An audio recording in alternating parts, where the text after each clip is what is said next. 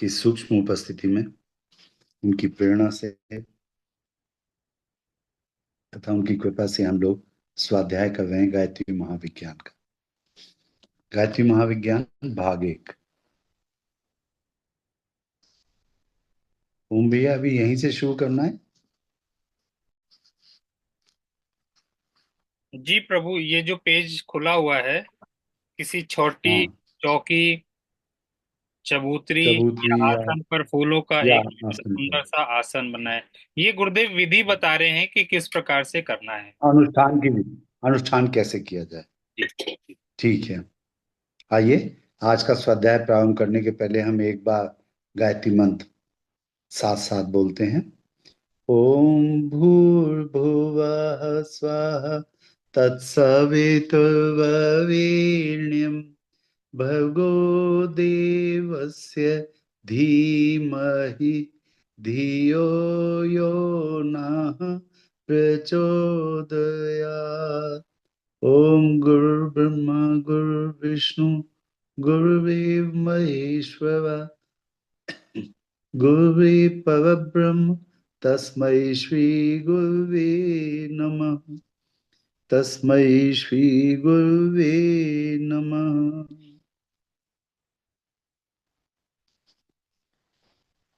पिछले पृष्ठों में हम लोगों ने पढ़ा था कि गायत्री साधना जो है उससे आत्मशक्ति का अकूत भंडार मिलता है हमें। और गायत्री साधना जो है वो पाप मुक्ति भी देती है। 12 तरह के तप हम लोगों ने पढ़ा। गायत्री साधना करने से पाप मुक्ति, और गुरुदेव ने ये बताया कि आत्मशक्ति का एक भंडार हमारे अंदर क्रिएट हो जाता है। तो ये आत्मशक्ति का भंडार बढ़ाने के लिए क्या करना चाहिए। आत्मशक्ति का भंडार बढ़ाने के लिए हमें गायत्री मंत्र का जाप, ध्यान, स्वाध्याय, संयम, सेवा सभी कुछ करना है। पर अभी हम लोग गुरुदेव बता रहे हैं अनुष्ठान कैसे करें गायत्री मंत्र का, उसके बारे में बता रहे हैं। आदरणीय चिन्मय पंड्या भाई साहब ये बताते हैं कि अनुष्ठान क्या है। अनुष्ठान है एक तरह से यात्रा की तैयारी, जो जीवन यात्रा है। जब आप कहीं, मान लीजिए आप कानपुर में रहते हैं, आप कहीं दूर जाना है, आप कुंभ जाना चाहते हैं, आप कहीं तीर्थाटन के लिए जाना चाहते हैं, हरिद्वार जाना चाहते हैं, तो जितने समय के लिए आप जाना चाहते हैं उनके हिसाब से कुछ पैसे लेके जाएंगे, कुछ अपने पास खाने पीने की चीजें रखेंगे, कुछ अपने दो चार जोड़ी कपड़े रखेंगे, और वक्त जरूरत पड़ने में कोई दवाई की आवश्यकता हो, दर्द की गोली, लूज मोशंस की गोली, ये सब लेके चलेंगे। और सब विचार करके चलेंगे कि कहाँ पे रुकना है, क्या करना है। तो उसी तरह से जीवन यात्रा के लिए आपको अपने साथ ये मान के चलना चाहिए, जीवन में अगर कोई तकलीफ आती है, जीवन में कोई कष्ट आता है, तो उससे निपटने के लिए कुछ गायत्री शक्ति का भंडार भी होना चाहिए आप पास। तो गायत्री शक्ति का जो भंडार है, जो एक अतिरिक्त गायत्री मंत्र का जाप करके, अनुष्ठान करके आप अपने साथ शक्ति का भंडार रखते हैं, वो कभी कहीं जीवन में कोई कष्ट आए तो उससे निपटने में सहायता मिलती है। ये कहते हैं आदरणीय चिन्मय भैया। और उसी के लिए गुरुदेव कह रहे हैं कि गायत्री मंत्र का जाप जब करें तो उसकी तैयारी कैसे करें। किसी छोटी चौकी, चबूतरी या आसन पर फूलों का एक छोटा सुंदर सा आसन बनाना चाहिए, और उस पर गायत्री की प्रतिष्ठा होने की भावना करनी चाहिए। साकार उपासना के समर्थक भगवती का कोई सुंदर सा चित्र अथवा प्रतिमा को उन फूलों पर स्थापित कर सकते हैं। अगर आपको निराकार साधना करनी है तो आप केवल फूलों का एक आसन बना लें और भावना करें कि माँ उस पे आके विराजमान है। अगर साकार उपासना करते हैं तो भगवती गायत्री का एक सुंदर सा चित्र रख लीजिए या प्रतिमा रख लीजिए। प्रतिमा रखने से ज्यादा अच्छा है चित्र रख लें। प्रतिमा के साथ फिर कुछ बंधन आते हैं कि आपको नियमित उस उपासना करनी है, आपको उनकी आरती करनी है, ये भोजन कराना है माँ को। ये प्रतिमा के साथ कुछ प्रतिबंध रहते हैं। और प्राण प्रतिष्ठित हो प्रतिमा तभी अच्छा रहता है। तो सबसे अच्छा रहेगा एक सरल उपासना के लिए आप एक गायत्री माता का चित्र, और उस चित्र में परम पूज्य गुरुदेव पंडित श्रीराम शर्मा आचार्य और माता भगवती देवी शर्मा का चित्र अवश्य होना चाहिए। आपके आचार्य का चित्र अवश्य होना चाहिए। निराकार के उपासक निराकार भगवती की शक्ति पूजा का एक शिवलिंग वहां प्रतिष्ठित होने की भावना कर सकते हैं। मतलब जो लोग निराकार उपासक हैं, देखिए जो निराकार उपासक हैं वो भी मन में प्रकाश का तो ध्यान करते ही हैं।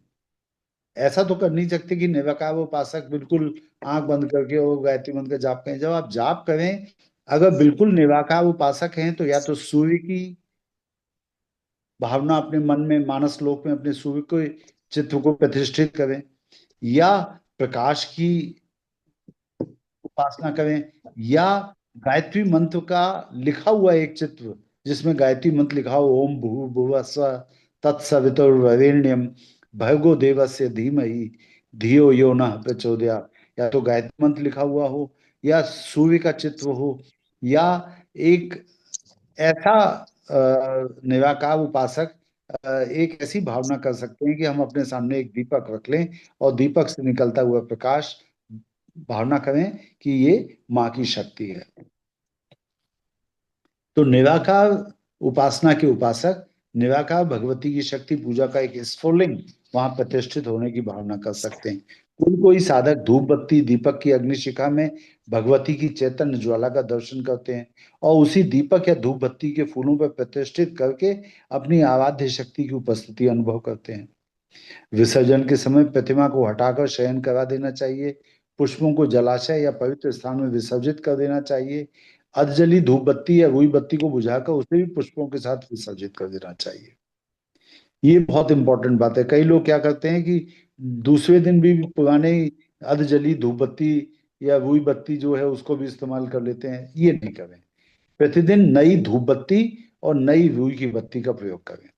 दूसरे दिन जली हुई बत्ती का प्रयोग फिर ना होना चाहिए।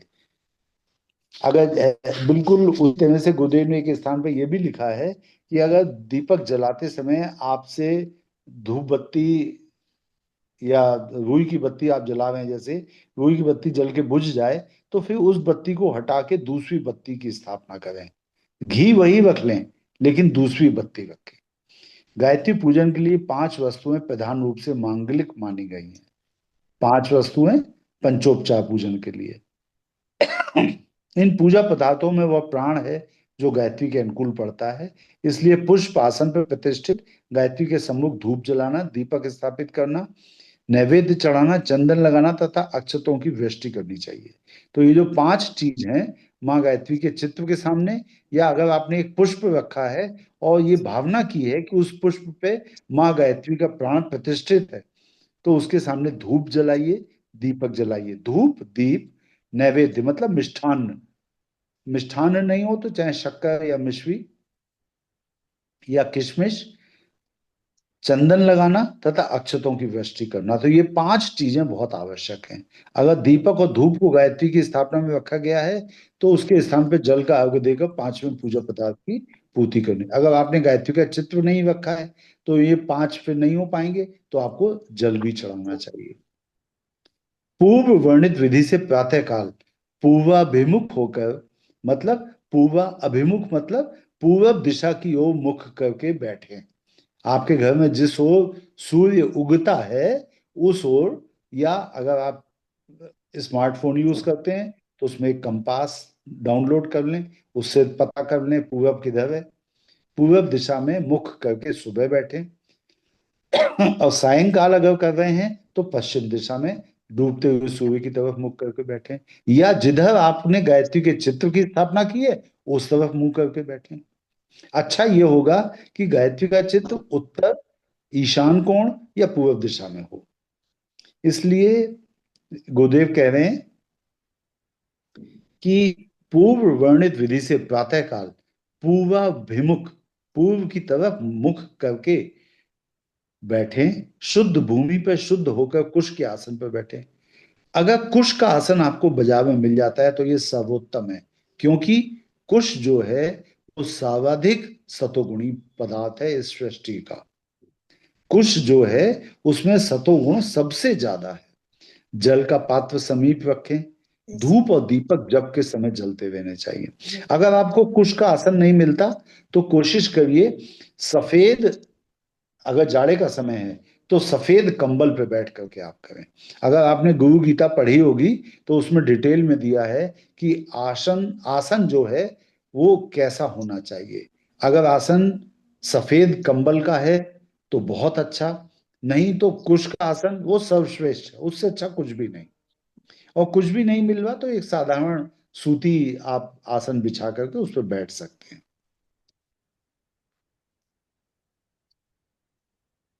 पूर्व वर्णित विधि से प्रातःकाल पूर्वाभिमुख होकर शुद्ध भूमि पर शुद्ध होकर कुश के आसन पर बैठें। जल का पात्र समीप रख लें। धूप और दीपक जप के समय जलते रहने चाहिए।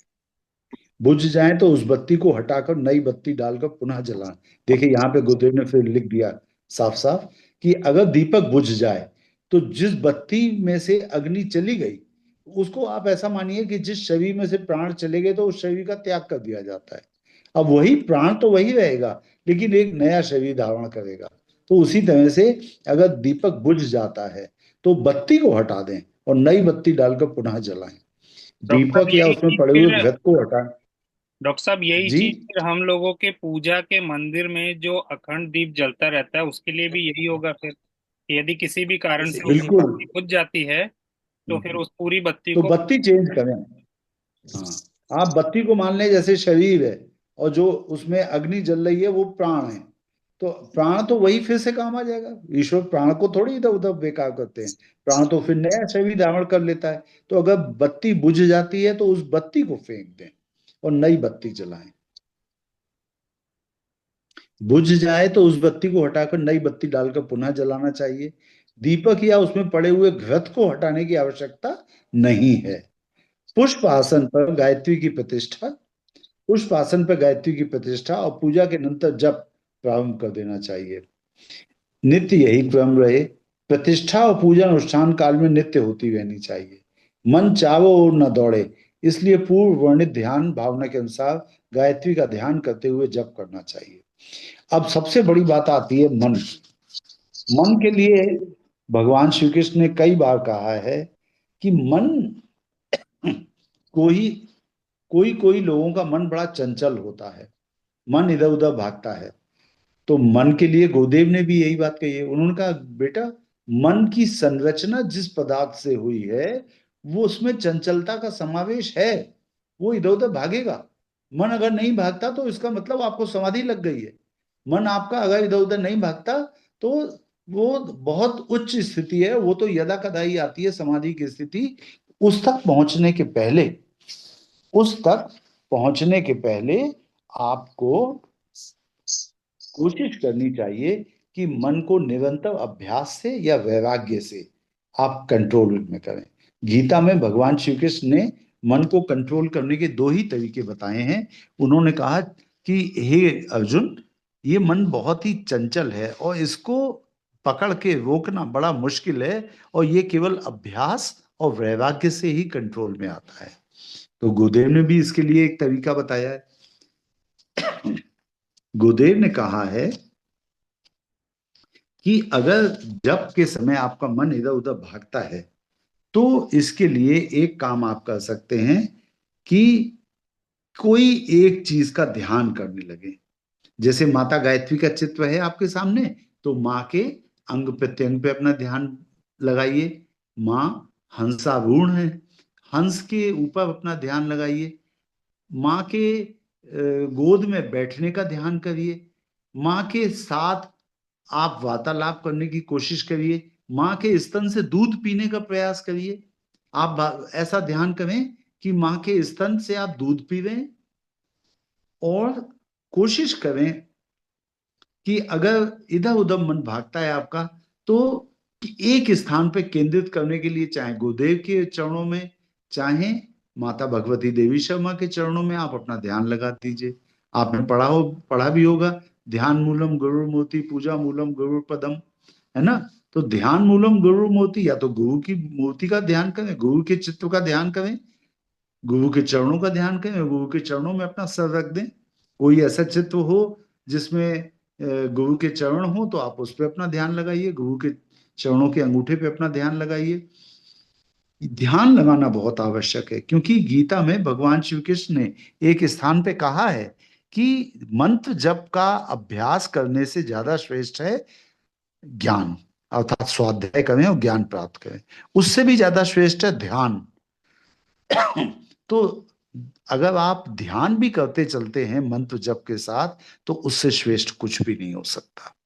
अगर आप निराकार उपासक हैं तो प्रकाश का ध्यान करें। आप निराकार उपासक हैं तो जब भी आप गायत्री मंत्र का जाप करें तो भावना करें आपके सामने से जैसे गायत्री मंत्र के अक्षर स्वर्णाक्षरों में लिखे हुए वो गुजर रहे हैं। मुझे एक कथा याद आती है। माता भगवती देवी शर्मा एक बार इंग्लैंड गई थी अश्वमेध यज्ञ कराने के लिए। और आप सोचिए माँ कितनी करुणामयी हैं। जब उन्होंने अंतिम दिन अश्वमेध यज्ञ था, अश्वमेध यज्ञ में अंतिम दिन उन्होंने प्रवचन के समय पे गायत्री मंत्र जब बोला तो सब लोगों से कहा नेत्र बंद करिए, गायत्री मंत्र साथ साथ। माँ भगवती देवी शर्मा ने जब गायत्री मंत्र बोलना शुरू किया तो जो लोग शांति कुंज के भाई उनके साथ गए थे, उन्होंने जो अपनी अनुभूतियां बताई, उन्होंने कहा माँ ने जैसे ही गायत्री मंत्र बोलना शुरू किया तो आकाश मार्ग से स्वर्णाक्षरों में लिखे हुए गायत्री मंत्र के अक्षर ओम भूर भुवः स्व तत् सवितुर्वरेण्यं स्वर्णाक्षरों में लिखे हुए अक्षर जैसे आकाश से टपकने लगे, बरसने लगे लोगों के अंतःकरण में। जिसकी जैसी आध्यात्मिक स्थिति थी उसके अनुसार उनको, जब उस समय तो कोई कुछ नहीं बोला। जब माँ का प्रवचन पूरा हो गया तो सब लोगों ने उनसे कहा माँ आज तो आपने ऐसा लगा जैसे प्राणों की वर्षा कर दी। तो उन्होंने बहुत ही भाव विवश होते हुए कहा, उन्होंने कहा बेटा तुम लोग तो शांति कुंज में रहते हो, जो लोग भारत में रहते हैं वो भी कभी कभी मेरे पास आ ही जाते हैं, लेकिन ये बेचारे बच्चे कब आएंगे मेरे पास, इसलिए मैंने अपनी प्राण शक्ति से इनको निहाल करने का प्रयास किया है।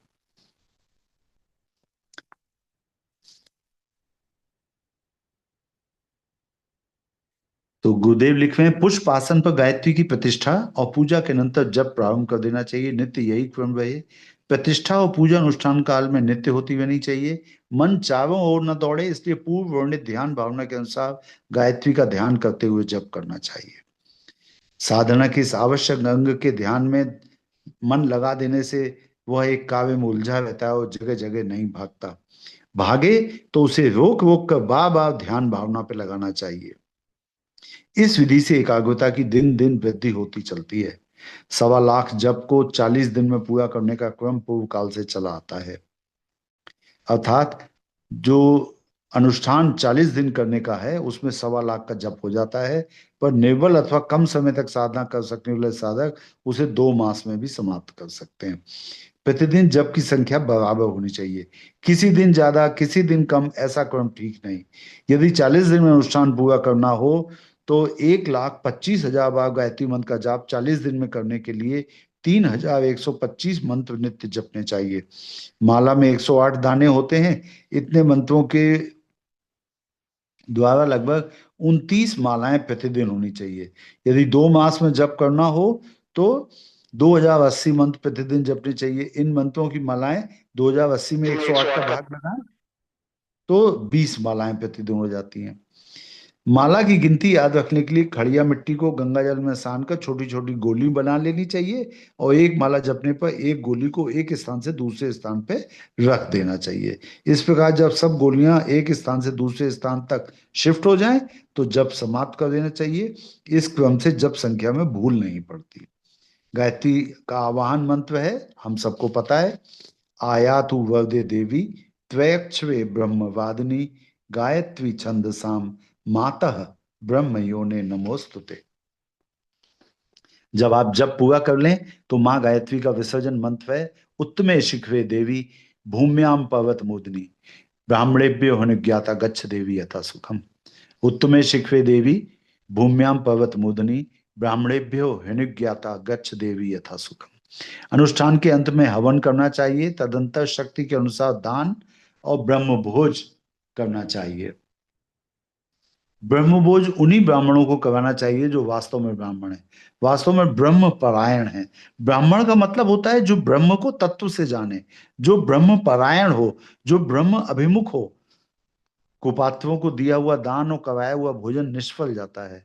इसलिए निकटस्थ या दूरस्थ सच्चे ब्राह्मणों को ही भोजन कराना चाहिए। हवन की विधि नीचे लिखते हैं। अब उर्फे गुदेर हवन के बारे में बात करते हैं। गायत्री अनुष्ठान के अंत में या किसी भी शुभ अवसर पर गायत्री यज्ञ करना चाहिए।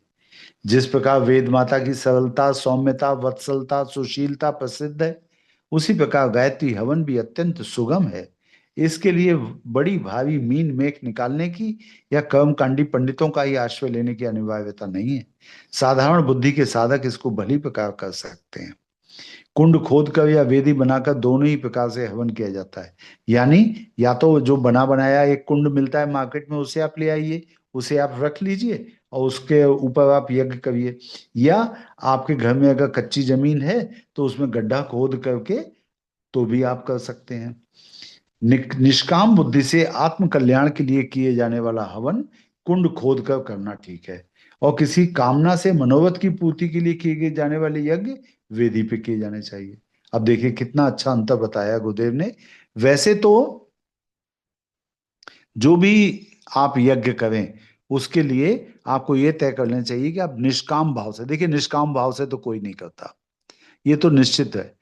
हर एक के मन में कोई ना कोई कामना रहती है। अगर कोई कामना नहीं है तो कम से कम आत्म लाभ की कामना तो रहती है कि हमें आध्यात्मिक उन्नति हो जाए, हमें ईश्वर प्राप्ति हो जाए, हमें गुरु की भक्ति मिल जाए। ये इसको भी हम लोग समझते हैं कि ये निष्काम भावना है।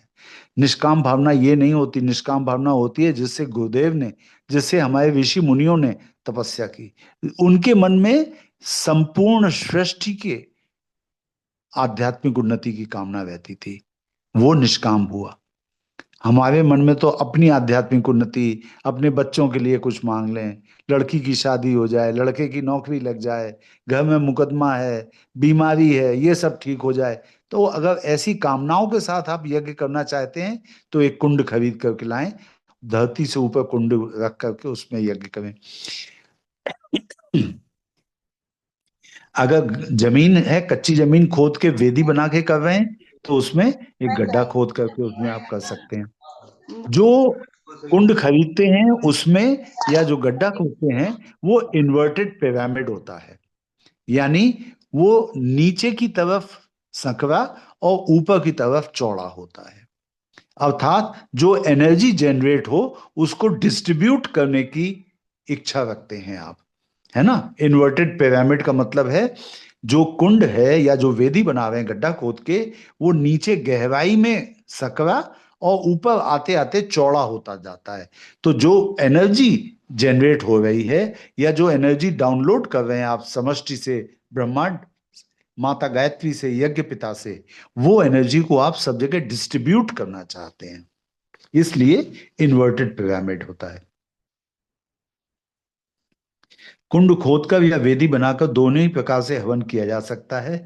निष्काम बुद्धि से आत्म कल्याण के लिए किया जाने वाला हवन कुंड खोदकर करना ठीक है। और किसी कामना से मनोरथ की पूर्ति के लिए किए जाने वाले यज्ञ वेदी पे किए जाने चाहिए। कुंड या वेदी की लंबाई चौड़ाई साधक की उंगली से 24-24 अंगुल होनी चाहिए। 24 अंगुल चौड़ा, 24 अंगुल लंबा। कुंड खोदा जाए तो उसे 24 अंगुल ही गहरा खोदना चाहिए और इस प्रकार तिरछा खोदना चाहिए कि नीचे पहुंचते पहुंचते 6 अंगुल चौड़ा और 6 अंगुल लंबा रह जाए। अर्थात जो कुंड खोदा जाए तो ऊपर वो 24 अंगुल चौड़ा, 24 अंगुल लंबा हो। और जब वो नीचे सकरा होता जाए गड्ढा, तो नीचे जहां पे गड्ढा खत्म होता है 24 अंगुल गहराई पे, तो वो 6 अंगुल चौड़ा और 6 अंगुल लंबा रह जाए। वेदी बनानी हो तो पीली मिट्टी की 4 अंगुल ऊंची वेदी 24-24 अंगुल लंबी चौड़ी बनानी चाहिए। वेदी या कुंड को हवन करने से 2 घंटे पूर्व पानी से इस प्रकार लीप देना चाहिए कि वो समतल हो जाए, ऊंचाई नीचाई अधिक न रहे। कुंड या वेदी से 4 अंगुल हटकर एक छोटी सी नाली 2 अंगुल गहरी खोदकर उसमें पानी भर देना चाहिए। वेदी या कुंड के आसपास गेहूं का आटा, हल्दी, रोली आदि मांगलिक द्रव्यों से चौक पूकर अपनी कला प्रियता का परिचय देना चाहिए। यज्ञ स्थल को अपनी सुविधा अनुसार मंडप, पुष्प, पल्लव आदि से जितना सुंदर एवं आकर्षक बनाया जा सके उतना अच्छा है। हमारे यहाँ शास्त्रों में वर्णित है कि यज्ञ कुंड जो हैं वो देखने में कई आकार के होते हैं। अगर जो चौकोर आकार का आप प्रयोग करते हैं तो वो सामान्यतया प्रयोग किया जाने वाला हवन कुंड है। अगर परिवार में कलह है, परिवार के सदस्यों के बीच में प्रेम आपको डेवलप कराना है, तो गोलाकार जो हवन कुंड होते हैं उनका प्रयोग किया जाता है। इसी तरह से तिकोने, षटभुज, अष्टभुज, तमाम आकार के कुंड हो सकते हैं, उनके अलग अलग प्रयोग होते हैं। वेदी या कुंड के ईशान कोण में कलश स्थापित करना चाहिए। ईशान कोण का मतलब होता है पूरब और उत्तर के बीच का जो कोण। पूर्व दिशा और उत्तर दिशा के बीच में 45 डिग्री पे जो एंगल है वो ईशान कोण कहलाता है। भगवान शिव इसके अधिपति होते हैं।